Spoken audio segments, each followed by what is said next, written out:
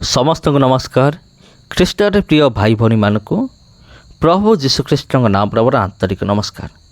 तेरे ख्रीष्टर प्रिय भाई भौणी माने आमे आज एक नुआ विषय आमे माने शिखिबा आमे माने। हाँ प्रिय बंधुगण, प्रेरित थमा विषय माने एटा एमिते घटना जहाँ विषय प्राय अल्प लोक माने समाने जानते। तेबे प्रिय बंधुगण, अल्प लोक माने जानती थमांकर जीवन विषय केवल से जानती जे हाँ प्रभु जीशुंकर जने शिष्य थमा भारत को आसी किंतु थमा भारत को आसवा पर से कौन कौन सब कले जीशु नाम ताको प्राय अल्प लोक माने से जानते। तबे प्रिय बंधुगण, ये जो सेंट थॉमस आ से 52 ख्रीष्टाब्द भारत आसते आ अपर्ण नाम जने बेपारी सदस्य आसते आ सही समय भारतर राजा थिले माने से समय से जो स्थान को आसी से स्थान राजा थिले गुंडफरस। आ सही समय से थमा को डाकिले, डाकिकी थमा को पचारुचंती तुम्हें कौन कर। थमा कहले मु जने बहुत बड़ा कारीगर, मु राजा महाराजा को निमंते मु कौन करे, मो महल सब तैयारी करे। और राजा कौन कले तांको गोटे दायित्व देले महल तैयारी करिया पई। किंतु थॉमस से सब धन संपत्ति नहीं कि दरिद्र मान को दान करदेले। जो धन संपत्ति राजा तांको देइथिले महल तैयारी करिया पई।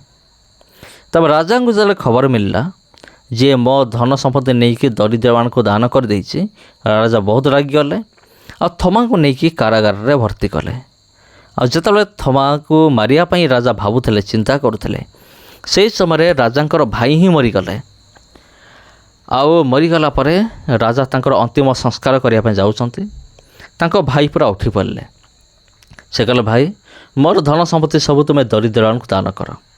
तुम्हें दान कले ही स्वर्ग कौन हम मो निमंते एक गृह तैयारी हेब। आ देख तुमर धन संपत्ति सब थमा दान करथिले बोली स्वर्ग तुम एक घर तैयारी जोटा कि मो निज आखिरे मु देखिकी आसी। तब राजा से समय ठारू लोक मान को दान धर्म करने आरंभ कर देइथिले। तबे प्रिय बंधुगण, केरल को आसिकी थमा 7टी मंडली स्थापन कले। आउ प्रथम शताब्दी मध्य ही से 7टी मंडली स्थापन कर देइथिले। जार नाम होची प्रथम होची कोंडुन गोलार, जार अन्य नाम होची मुजिरिस। आउ द्वितीय होची पाराभोर, जार अन्य नाम होची कोटाकाभु। तृतीय होची पालायोर। आउ चतुर्थ होची कोकामंगलम। पंचम होची निरानम। षष्ठ होची नीलाकल, जार अन्य नाम होची चायल। सप्तम होची कोलाम। आउ गोटे से चर्च तैयारी करुले जार निर्माण कार्य अधा होता ता पूर्व से मृत्युवरण कले। आउ जार ना होची थिरुभिताम कोडे। आउ 72 ख्रीष्टाब्द 21 डिसेम्बर 72 ख्रीष्टाब्द तांकर मृत्यु होता। तबे ख्रीष्टर प्रिय भाई भनी माने आउ एटा होची थमांकर जीवनी भी आहुरी अच्छी। किंतु आमे आलोचना करिबा जेपरि एक आपण थंबनेल रे देखिले जे थमा एमती कौन करथिले। थमांकर एपरी क्यों चमत्कार देखिकी ब्राह्मण माने छानिया हो जाइथिले, सेटा को आज आमे माने आलोचना करिबा तांको जीवन विषय रे। तबे प्रिय बंधुगण, मु आपन कहि रखुछि आ जेपरि मु आपन कहिथिले जे थमा प्रथमे केरल रे उल्हेइले। केरल रे उल्हेइकी थरे से एक माने पोखरी हुड़ार से बसचंती। बसिला समय से देखुचंती किसी ब्राह्मण माने जल भितरे गाधौचंती। गाधे सारिकी से सूर्य नमस्कार करुचंती। आ सेठी थिले 5 जन ब्राह्मण थिले। आ से सूर्य नमस्कार करुचंती जेतेबेले देखिले आ थमा देखुचंती जे से सूर्य नमस्कार तो करुचंती आ तांकर जल गुड़िक ऊपर को न जाई पुणी से पोखरी भितर पड़ुछि। आउ आपण देखिथिबे कि नहीं सूर्य नमस्कार मु जाने नहीं। आउ जोठी ब्राह्मण माने कि हिंदू लोक माने समाने गाधे सारिया परे आंजुल आड़े किसी पानी नहीं कि समाने सूर्य आड़ को उत्सर्ग करें। ଆଉ ଯେତେବେଳେ ସେମାନେ ଆପଣ ଦେଖିଥିବେ ଉତ୍ସର୍ଗ କରିଥାନ୍ତି, ମୁଁ ମଧ୍ୟ ଦେଖିଛି।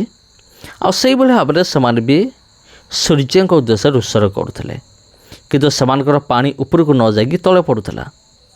ସେତେବେଳେ ଥମା ସେମାନଙ୍କୁ ପ୍ରଶ୍ନ କଲେ, ତୁମେ ଯେଉଁ ସୂର୍ଯ୍ୟଦେବଙ୍କ ଉଦ୍ଦେଶ୍ୟରେ ଜଳକୁ ଉଠେଇଲ ଆଉ ତାଙ୍କୁ ଅର୍ପଣ କଲ, ସୂର୍ଯ୍ୟ ଦେବତା ତ ତୁମ ଜଳକୁ ଗ୍ରହଣ କରୁନି, ନେଉନି, ଆଉ ସେ ଜଳ ତ ପୁଣି ସେଇ ପୋଖରୀ ଭିତରେ ପଡ଼ୁଛି। ତେବେ ଆମେ କେମିତି ଜାଣିବା ସୂର୍ଯ୍ୟ ଦେବତା ତୁମ ଜଳକୁ ଗ୍ରହଣ କଲେ ବୋଲି? ଏ କଥା ଶୁଣିକି ପ୍ରିୟ ବନ୍ଧୁଗଣ, ମୁଁ ସତ କଥା କହୁଛି, ସେଠାରେ ଥିବା ବ୍ରାହ୍ମଣମାନେ ପୁରା ପ୍ରଚଣ୍ଡ ରାଗି ଯାଇଥିଲେ।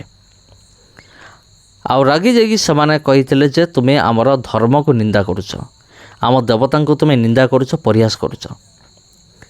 ଯଦି ତୁମେ ପାରୁଛ ବୋଇଲେ ଆସିକି କରିକି ଦେଖାଅ, ଆମେ ମାନି ନେବୁ ଯେ ଜଳ ଉପରକୁ ଯାଉଛି ବୋଲି। ଥମା କ'ଣ କଲେ, ଆଉ ଡେରି ନ କରିକି ସିଧା ପାଣି ଭିତରକୁ ଓହ୍ଲେଇଲେ। ପାଣି ଭିତରେ ଓହ୍ଲେଇକି ସେମାନେ ଥମା କ'ଣ କଲେ, କିଛି ପାଣିକୁ ନିଜର ଆଞ୍ଜୁଳାରେ ନେଲେ। ଆଞ୍ଜୁଳାରେ ନେଇକି ସେ କ'ଣ କଲେ, ପ୍ରାର୍ଥନା କଲେ, ଯୀଶୁଙ୍କ ନାମରେ ପ୍ରାର୍ଥନା କଲେ। ଯେତେବେଳେ ଯୀଶୁଙ୍କ ନାମ ପ୍ରାର୍ଥନା କଲେ, ସେତେବେଳେ ଜଳ କ'ଣ ହେଲା, ଥମାଙ୍କର ହାତରୁ, ଆଞ୍ଜୁଳାରୁ ପାଣି ଗୁଡ଼ିକ ସିଧା ଉପରକୁ ପଳାଇଲା, ଶୂନ୍ୟରେ ଉପରକୁ ପଳାଇଲା। ଆଉ ବ୍ରାହ୍ମଣମାନେ ସେମିତି ଘଟଣା ତାଙ୍କ ଜୀବନରେ କେବେ ଦେଖିନଥିଲେ, କାରଣ ଥମାଙ୍କ ପୂର୍ବରୁ କେହି ଜଣେ ମଧ୍ୟ ଖ୍ରୀଷ୍ଟିଆନ ଏ ଦୁନିଆରେ ନଥିଲା।